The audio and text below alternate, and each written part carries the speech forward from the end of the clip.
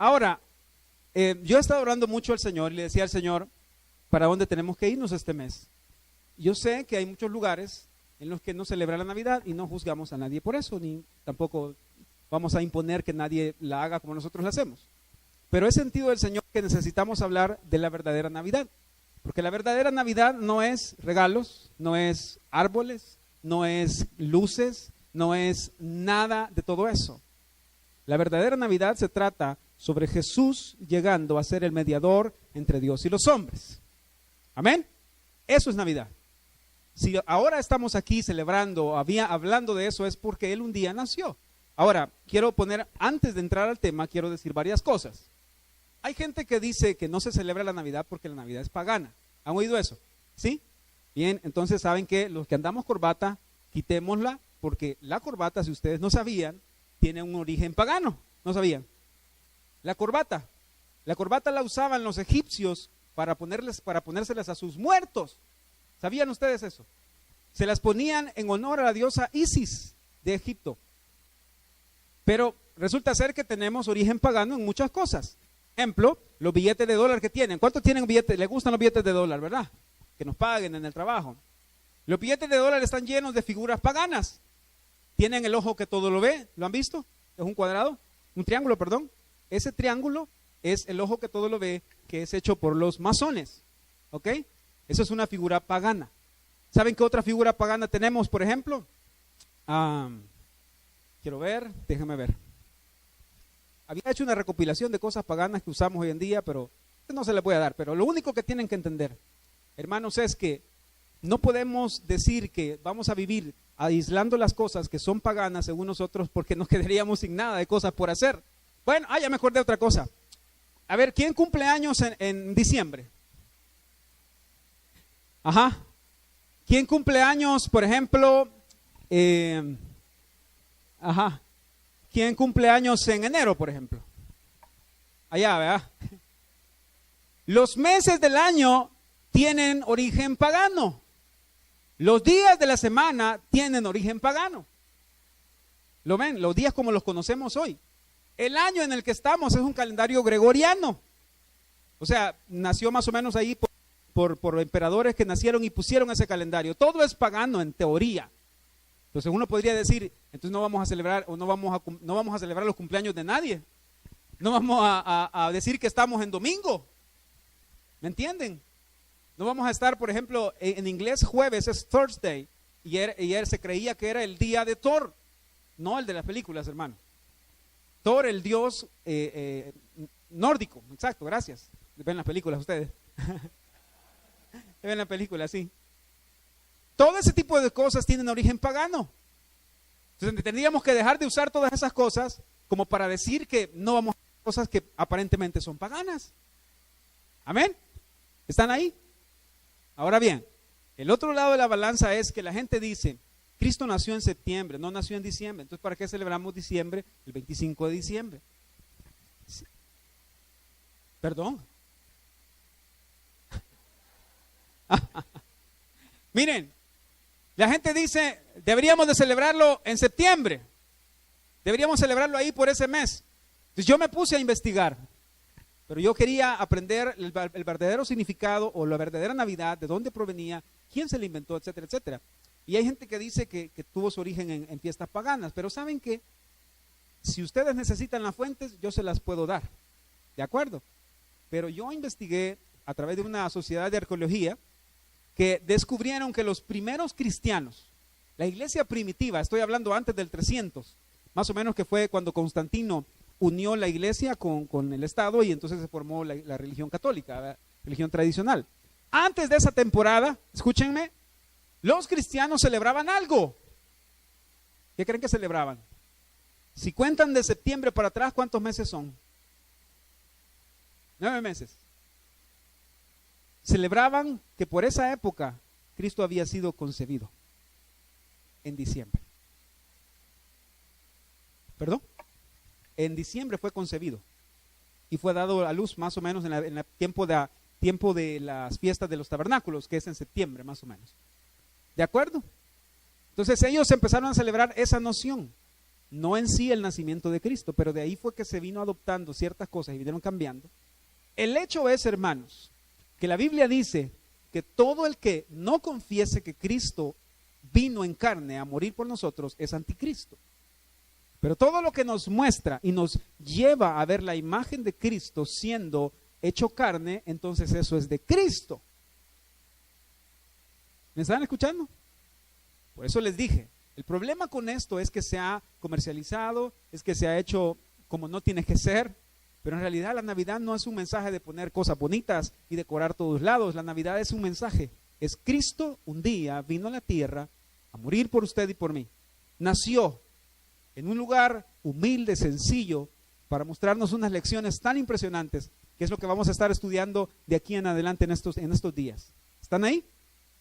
¿Quieren aprender sobre eso? Amén. Bien, sigamos como estamos. Entonces tenemos aquí, ¿cuántas columnas? ¿Cuántas? Dígalo fuerte, por favor. 60 columnas. Y también ya lo enseñamos en los grupos, que el 60 está compuesto de 2 números, ¿verdad? Está compuesto de 2 números. El 6 y el 10. El 60 es la unión entre el 6 y el 10.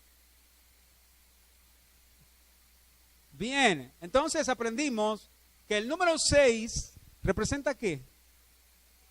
Muy bien, representa el número de hombre. ¿Por qué? Porque el sexto día fue creado el hombre y fue creado menos de la perfección, que es el número 7. ¿Ok? Luego el número 10, ¿qué representa? La ley. Muy bien, qué bárbaros. Creo que hubieran necesitado más libros, creo yo. Es que les he dicho que les voy a dar un libro. Mira, ¿te acordás que andaba estos libros en el carro y nunca los bajaba? Es para ellos. ¿Ok? Este número representa la ley. Y este número representa el número de hombre. ¿Sí? En otro lado encuentran este número también. ¿A dónde? ¿Se acuerdan que en el Apocalipsis dice que el que tiene entendimiento, que sepa que es el número de hombre, 3 veces 6, y es para el anticristo? Es otro tema. Otro día lo vamos a tocar. Pero el número 6 es el número de hombre.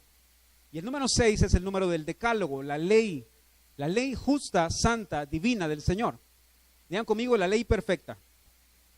Entonces, si uno este número, con este número que tengo, 60, ¿y qué representa el 60?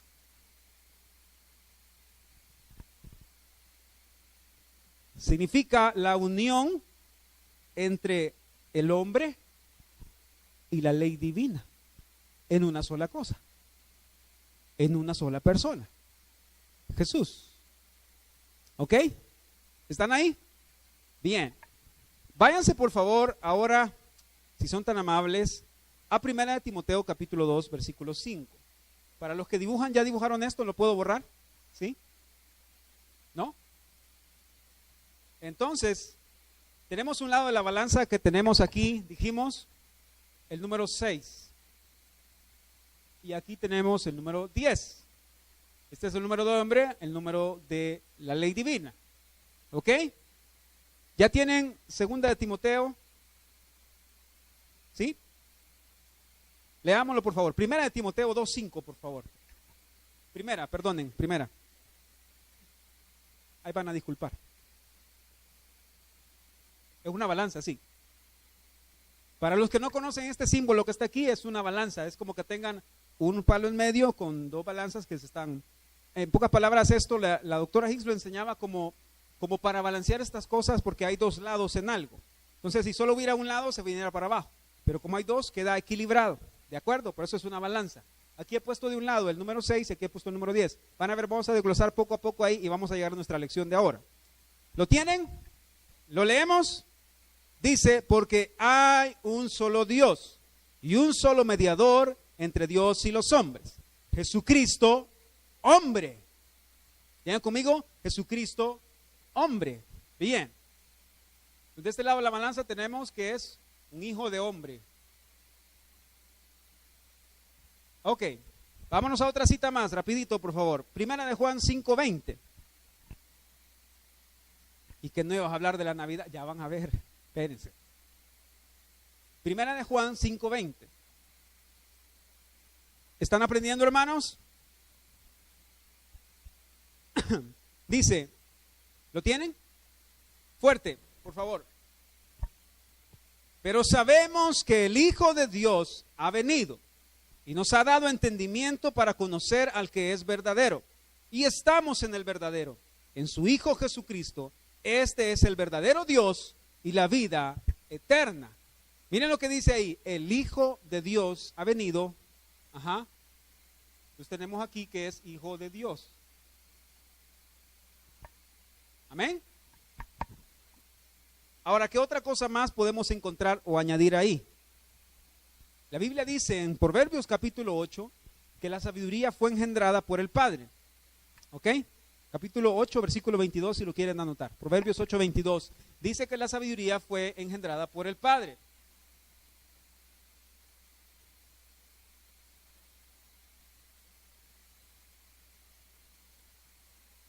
Luego Primera de Corintios dice, Primera de Corintios creo que es capítulo 1, versículo 24, si no estoy mal, dice que Cristo es poder y sabiduría de Dios. ¿Ok? Por lo tanto, esta naturaleza, perdón, aquí me equivoqué. Ahí van a disculpar. Aquí de este lado es. Él fue engendrado por el Padre.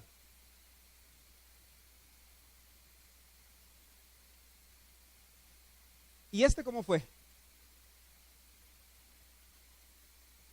Fue concebido por una mujer o dado a luz por una mujer, así es.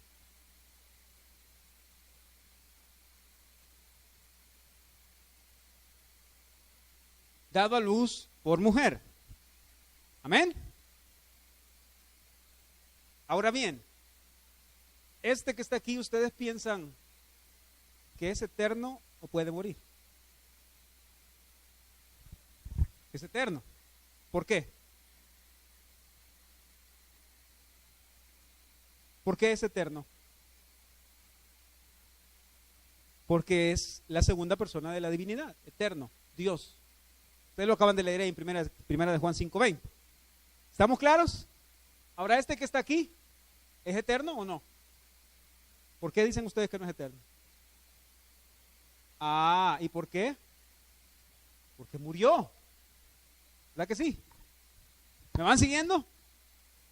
Ahora bien, mi tema, mi asunto principal aquí es tratar algo con ustedes. ¿Por qué tenía que tener estas dos cosas? ¿Por qué tenía que ser tanto Dios como hombre? ¿Por qué no solo fue hombre? ¿Por qué no solo fue Dios? ¿Por qué el Señor tuvo que preparar un cuerpo, meter al Cristo, al Verbo eterno, dentro del cuerpo de este hombre mortal llamado Jesús? ¿Por qué? Por amor, ajá. ¿Me están siguiendo? ¿Los estoy haciendo pensar? ¿Sí? Ajá. Muy bien.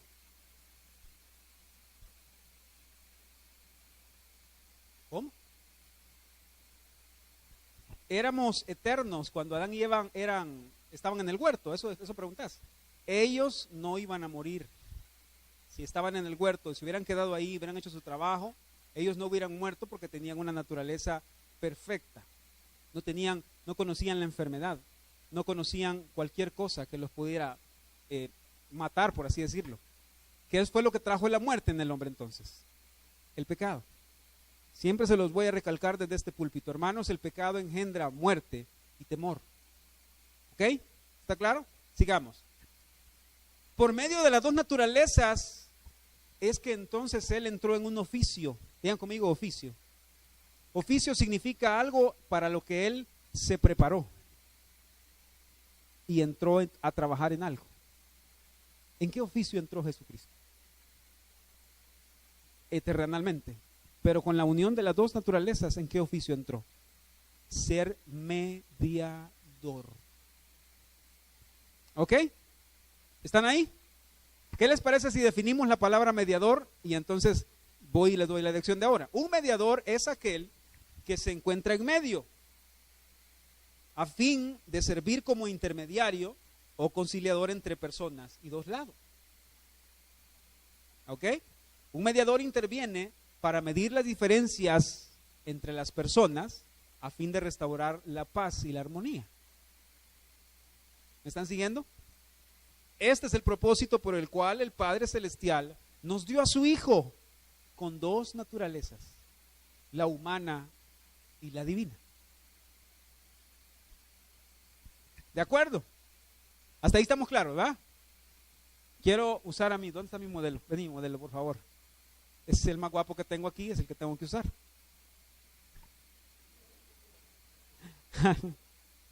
Hoy estábamos haciendo chiste, miren, ya no crezca, Fernando, por favor. Ahora necesito, Daniel, estás chinando. Estás chineando, vení, por favor.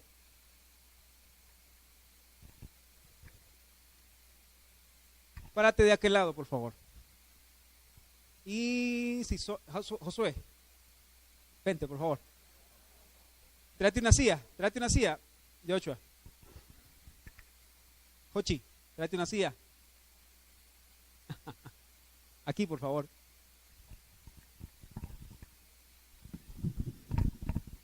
Ahora, ¿qué tiene que ver? Ahí ponele en medio y sentate ahí, por favor. ¿Cómo no? Por favor. Sentate ahí. Ahí estése.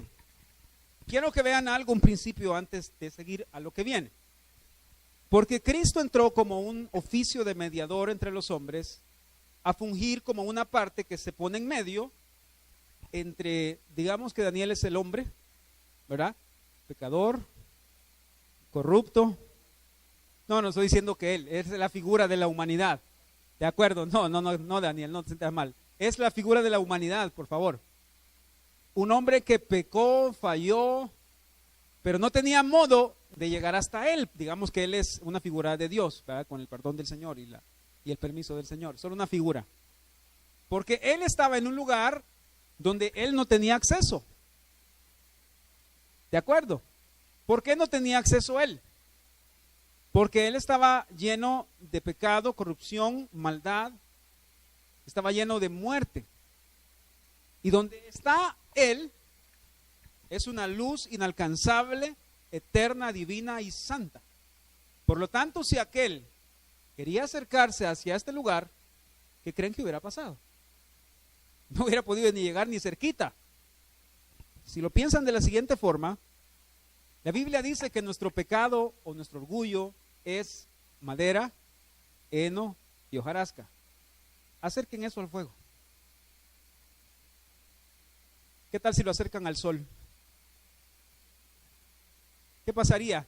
¿Qué pasaría si ponen un montón de paja frente al sol, si lo van acercando al sol? No hay absolutamente nada que se pueda acercar al sol sin que se consuma. Y la Biblia dice que Cristo es el sol de justicia, o que el Padre es el sol, por así decirlo, que alumbra pues toda la naturaleza, el universo. Acerquen cualquier cosa corrupta y llena de muerte a eso, ¿y qué creen que van a obtener? Ceniza, así es que quedan, ¿verdad? Pulverizado. Por eso él no se podía acercar aquí. Pero vino él, una figura del Señor Jesús, y entró en un oficio de mediador. Y ya les leí la definición de mediador. ¿Qué significa? Alguien que se pone en medio. Alguien que viene, y escuchen esto por favor, porque es muy importante. Alguien que viene y no tiene interés solo para un lado. ¿Me están escuchando? Porque ¿qué tipo de mediador sería si él solo tuviera interés para allá? ¿Qué hubiera hecho él si solo tuviera interés para allá, por así decirlo? No, hombre, ahí déjalos que se pierdan, que se consuman. Si malvados son esos seres humanos. No tienen corrección, no tienen ninguna forma de reparar lo que hacen si él hubiera puesto de un solo lado. Porque él entendía la santidad del Padre. ¿Lo estoy dejando claro eso, hermanos? Sino que vino el mediador y tenía parte para allá, pero tenía parte para acá. ¿Está claro? Porque veía al hombre y sabía que el hombre no tenía modo de acercarse al Padre. Sabía que el hombre no podía por sus propios medios, por sus propias fuerzas, por su propia capacidad, llegar de regreso al Padre. Entonces él se levantó, párate por favor, se levantó y le dijo al Padre: Padre, yo iré, yo los voy a ir a buscar. y los voy a traer de regreso a la casa del Padre. He aquí vengo, de mí estaba escrito en tu libro, y el hacer tu voluntad me ha agradado. Encontré deleite en hacer tu voluntad. La voluntad de Él es que ninguno de ellos se perdiera, que todos fueran salvos. Pero Él no los podía alcanzar, por así decirlo, porque sabía que ellos iban a ser consumidos. Por eso desde el Antiguo Testamento encontramos figuras, sombras de sacrificios de sangre. Se los expliqué el domingo anterior. Necesitaban sangre y pieles para cubrirse porque el Señor los podía consumir a causa del pecado. ¿Amén? ¿Están aburridos? ¿Verdad? ¿Me están siguiendo? Ahorita les prometo que se van a emocionar. Entonces Él se paró. Él le mostró el plan a Él y Él le dijo: Padre, yo iré y buscaré las ovejas perdidas. Ahora voy a insertar algo aquí que decía la hermana Hicks. Ella decía: si una fue la oveja que se perdió, ¿quiénes eran las otras ovejas? ¿Y dónde están? Porque ese pasaje no se refiere solamente a una persona. ¿Se refiere a quién? A la humanidad. ¿De acuerdo? Bien. Entonces Él se paró y dijo: Padre, yo iré y haré tu voluntad. Ahora viene el Padre y le dice a Él: ok, tú eres el verbo divino, tú eres mi hijo engendrado, pero si tú vas a la tierra y mueres como Dios, no tiene mérito porque eres un Dios y no te va a doler nada, no te va a afectar nada, no te puedes subyugar a un hombre porque eres Dios.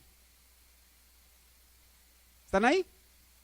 Entonces lo que Él hizo fue, dice la Biblia, que Dios Padre le preparó un cuerpo a Él especial para que esta divinidad, para que la divinidad del verbo entrara en el Hijo y se unificaran y formaron el número 60. ¿Cómo sabemos eso? ¿Se acuerdan que el atrio del tabernáculo era un lugar cerrado? La gente podía pasar alrededor y no podían ver nada para adentro salvo que entraran por la puerta.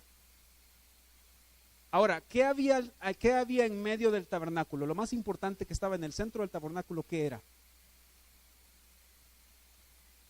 No, a ver, quizás aquí voy a dar el primer libro. ¿Qué era lo más importante que estaba dentro del arca del tabernáculo? ¿Perdón? Adentro del tabernáculo, lo más importante. El arca del pacto y el propiciatorio eran la gloria y la presencia del Señor. Eso era lo más importante que estaba ahí en el tabernáculo. Adentro no había nada más importante que eso. Libro, te toca el libro, ¿cierto? ¿Ya ven?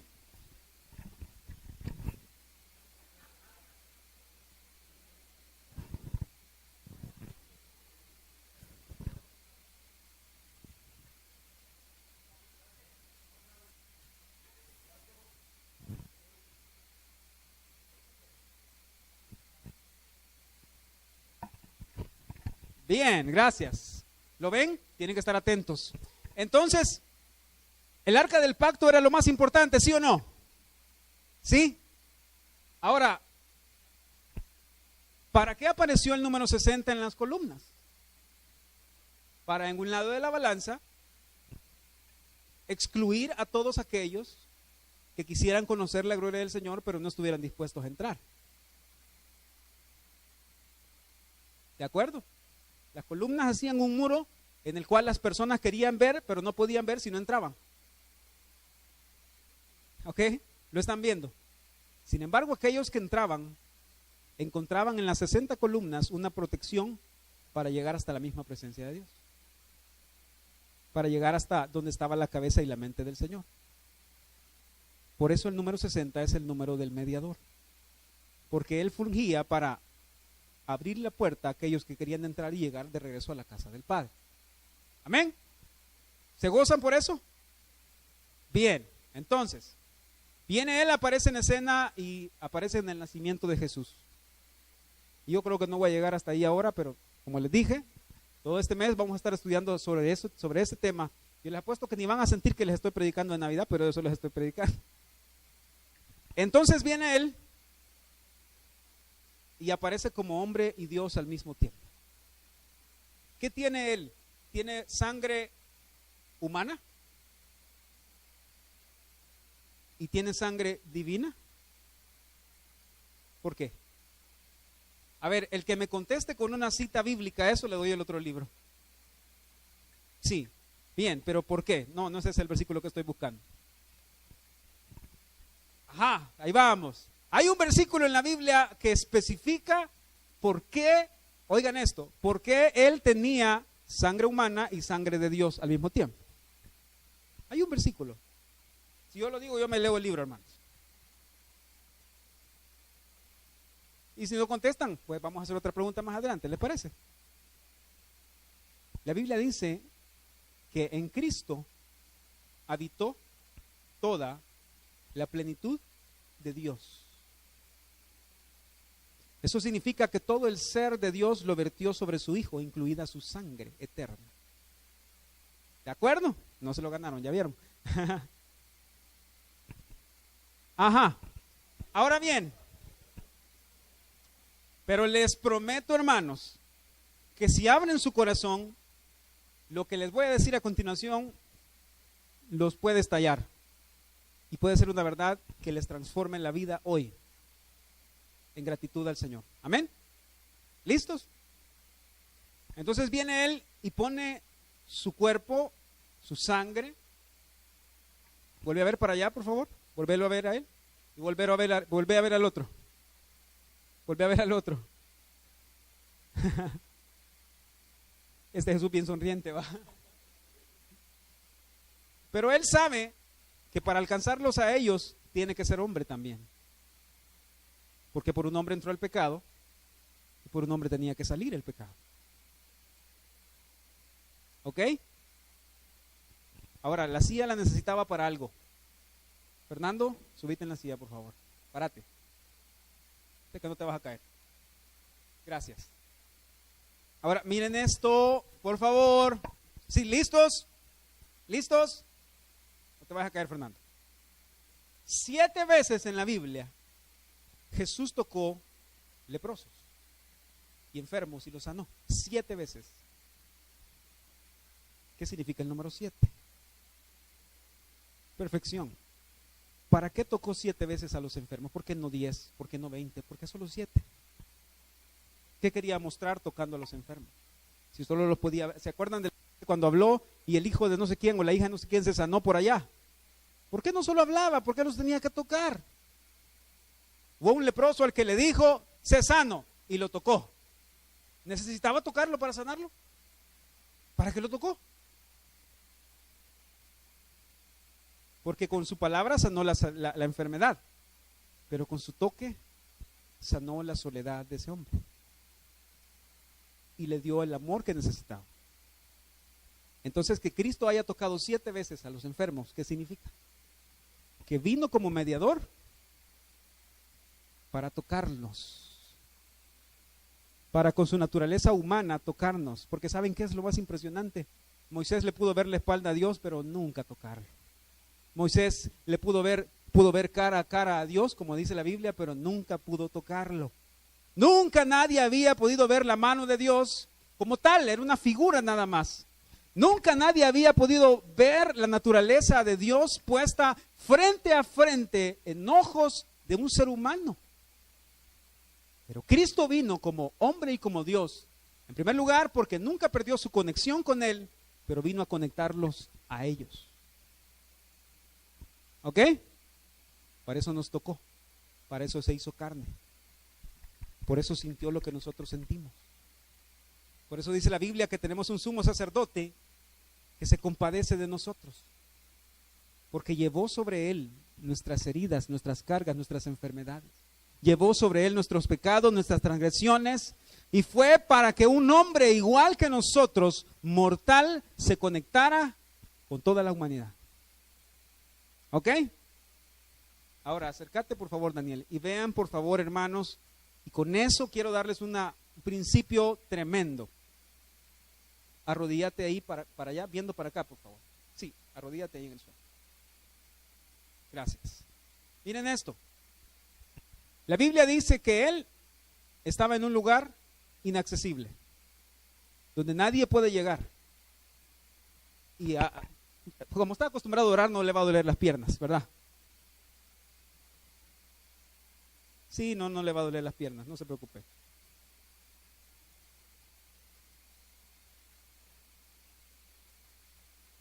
¿Ok?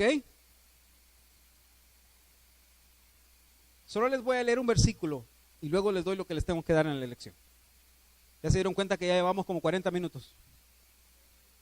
No, ¿verdad? Salmo 113, versículo 5, por favor. Ahí quédate, Daniel, no te levantes.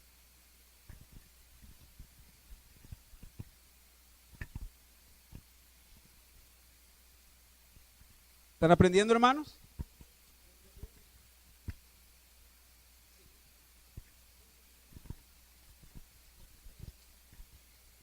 Ya como Daniel está acostumbrado a estar de rodillas ahí.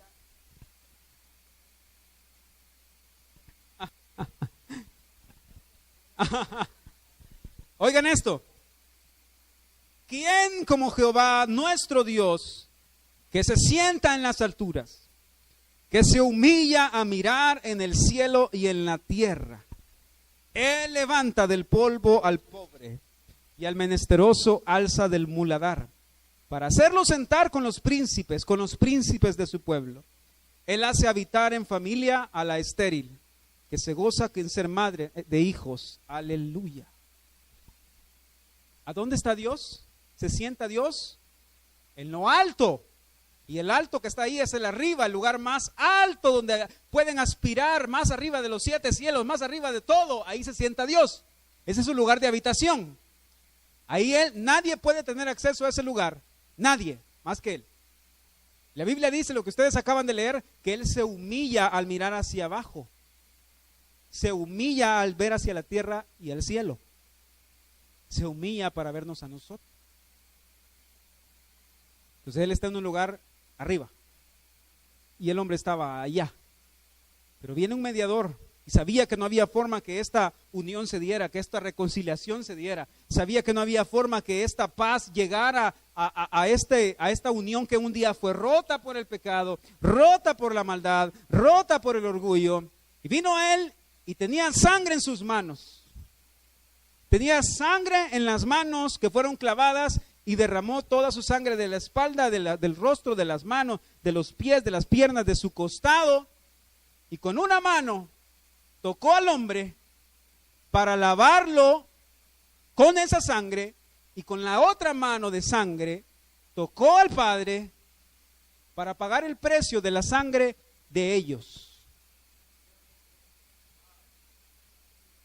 Lo que necesito que entiendan es lo siguiente. Con una mano pagó un precio de sangre y nos cubrió con su sangre. Y puso sangre como en los dinteles con su mano.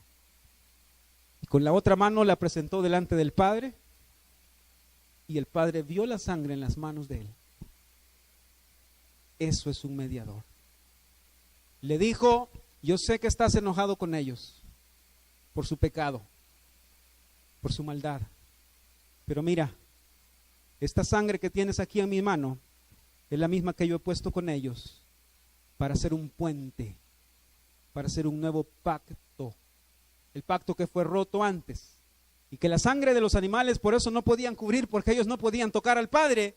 La sangre del Hijo se levantó en sus manos y con esa sí pudo tocar al Padre, porque era sangre divina, era sangre eterna, era sangre que no tenía principio ni fin, era la sangre misma de Dios que tocó al Padre y creó una conexión completa hacia abajo con el hombre, de modo que con esa misma sangre el hombre puede caminar hacia arriba de regreso a la casa del Padre. Por eso dice la Biblia: acerquémonos confiadamente al trono de gracia. El trono de gracia, ¿saben cuál es, queridos hermanos? El altar del holocausto es el trono de gracia, porque ahí encontramos la sangre que necesitamos para la redención de nuestros pecados. Yo no sé en qué ha andado usted. Gracias, Daniel, puedes levantarte. Yo no sé en qué ha andado usted. Yo no sé si ha andado pateando el cable. Yo no sé si usted ha andado caminando donde no tiene que caminar, andar donde tiene que andar. Gracias, Fernando, puedes bajarte. Gracias. Gracias. Pasen a sentarse, por favor. Muchas gracias. Gracias. Yo no sé en qué han andado, pero hay sangre para ustedes, hay un puente para ustedes, hay provisión necesaria para acercarnos cada vez más a la presencia de Dios. Los sacerdotes debían llegar todos los días a ofrecer holocausto en la mañana y en la tarde, en la mañana y en la tarde, en la mañana y en la tarde. Y luego aparece Hebreos y dice que Cristo se ofreció una sola vez y cumplió a perfección todos los sacrificios que en el Antiguo Testamento no se habían podido cumplir. ¿Por qué? Porque era sangre de Dios y era sangre de hombre. Sangre de hombre para tocarlos a ustedes y a mí, y sangre de Dios para tocarlo a Él y crear ese puente que ahora no nos suelta nunca. Y ahora van a entender que las columnas del tabernáculo estaban atadas por cuerdas, pero esas cuerdas nos hablan del amor de Jesús, agarrándose del juicio que era sobre nosotros y tocando la redención que venía del Padre hacia arriba. Por eso vemos el evangelio completo en el tabernáculo, por eso vemos el evangelio en las columnas, porque desde arriba bajaba la cuerda de amor que hizo un puente para sostenerse del juicio que era sobre nosotros. Shamaskai. ¿Lo ven? ¿Qué celebramos en esta temporada? Celebramos la unión entre Dios y el hombre. Celebramos que no había forma de regresar a Él, pero tomó una forma tan pequeña, indefensa, humilde. Siendo Dios, se despojó a sí mismo para venir por ustedes y por mí. Para venir a tocarnos, para decir, te cubro con mi sangre. Yo te cubro con mi sangre, no te preocupes, tu sangre no va a tener que presentarse delante del Señor, es la mía, la que ya estoy presentando delante del Padre por ti, por los demás. Ese es el mediador, Cristo. Ese es Cristo con su oficio de mediador. Ahora, pregunta, lo van a ver claramente ahorita, pero cuando la persona llegaba a dejar sus ofrendas y sacrificios al tabernáculo, ¿a quién se encontraba o quién hacía la función de mediador entre el hombre y Dios en el tabernáculo? Ajá, el sacerdote, ¿verdad? Más específicamente, ¿quién? El sumo sacerdote. Cristo es nuestro sumo sacerdote. Y lo que encontramos a continuación es tremendo, porque miren, cuando usted va delante del Señor y le dice, Señor, no tengo cómo pagarte. Señor, no tengo que darte de valor para que puedas perdonarme. Aquí estoy, me rindo en el altar, Señor. Cuando llegamos por primera vez al Señor, perdóname y límpiame, Señor. ¿Qué creen que se encuentran? Se encuentran que el sumo sacerdote con su pectoral de 12 piedras preciosas, con su manto de efod, con sus granadas en su túnica, se encuentran que Él los toma, pero cuando ustedes abren los ojos, la muerte que era sobre ustedes la tomó el mismo sumo sacerdote. Por eso la Biblia dice que Él nunca se podrá olvidar de nosotros. La Biblia dice, podrá olvidarse la mujer de lo que dio a luz, pero yo nunca me olvidaré de Efraín, porque nos lleva tatuados en las heridas de sus manos y sus pies. Las heridas que están ahí quedaron marcadas para siempre. Cuando Él mira las heridas, lo que ve son sus rostros. Cuando Él mira las heridas de sus manos, lo que mira ahí es su nombre, porque con esas heridas lo tocó a usted y tocó al Padre. Porque con esas heridas pagó un precio de sangre por ustedes, y por eso viene Jesús en la Santa Cena y les dice, hagan esto en memoria de mí. Hagan esto en memoria de mí. Recuérdenme. Recuérdenme. ¿Saben por qué nos pide que lo recordemos? Porque Él nunca nos ha olvidado a nosotros. Estamos esculpidos en sus manos. Cuando mira las heridas de sus manos, lo que mira es con la mano que tocó al hombre, con la mano que lo tocó a usted. ¿Por qué celebramos que Cristo nació? Porque un día el número 60 no era nada, pero apareció Él, tomó naturaleza de hombre que no le correspondía y unió su naturaleza de Dios a eso. Ahora, ¿cómo me explican que no consumió la tierra mientras estuvo en la tierra? Si era Dios, también era hombre. Cuando aparece el ángel y le dice el anuncio a los ángeles, perdón, a los pastores, ¿qué les dice? ¿qué les dice el ángel a los pastores? He aquí que ha nacido un Salvador. Luego dice, vayan y lo van a encontrar como envuelto en pañales. La palabra pañales es faja. Y saben que la faja también la describe Job. En el libro de Job se describe como lo que Dios ocupa para ponerle límite a su poder, para que no sean consumidos todas las cosas. En pocas palabras, hermanos, Cristo, el Señor Jesús, fue envuelto en pañales, en fajas que mantuvieron su poder retraído de no consumir a la gente. Y de esa forma su poder de exaltación quedó escondido por dentro y su poder humilde quedó por fuera para podernos alcanzar. Ese es el nacimiento de Jesús. Juan capítulo 1, y con eso voy a terminar. Empiezo. ¿Están viéndolo claramente, hermanos? Muy bien.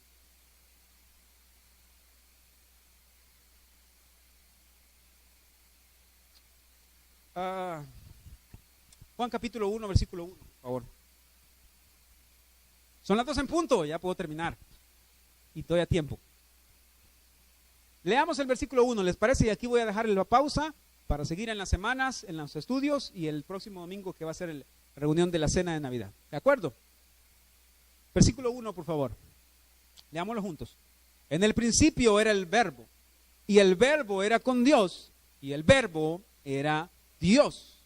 Ok, entonces pregunto, ¿quién es que era Dios? ¿Jesús o el verbo?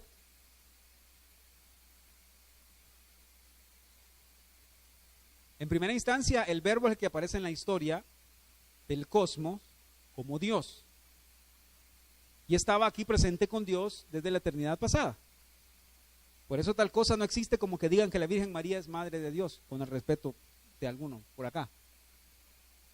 Porque la Virgen María fue la madre de Jesús terrenal. ¿Ok? Y el verbo moró en él y todo lo demás, pero Jesús fue exaltado a lo sumo hasta que fue resucitado. ¿Ustedes sabían algo? Yo no sé si lo han leído, pero yo me pasé de noche en ese lugar. Cuando Jesús nació, ¿qué nombre le pusieron? Emanuel no es un nombre personal. Emanuel era el atributo que Dios iba a hacer con el hombre. Emanuel, al revés, Manuel significa Dios está con nosotros. O con nosotros está Dios, eso significa realmente. Pero se encuentran con algo. No sé si ustedes lo sabían, pero a los niños que nacían en Israel no les ponían el nombre hasta el 8º día que los circuncidaban. ¿Me están escuchando? Hasta el 8º día le ponían el nombre de Jesús. O sea que el Señor Jesús no se llamó Jesús hasta el 8º día. Ahora, esos 8 días, ¿qué pasó?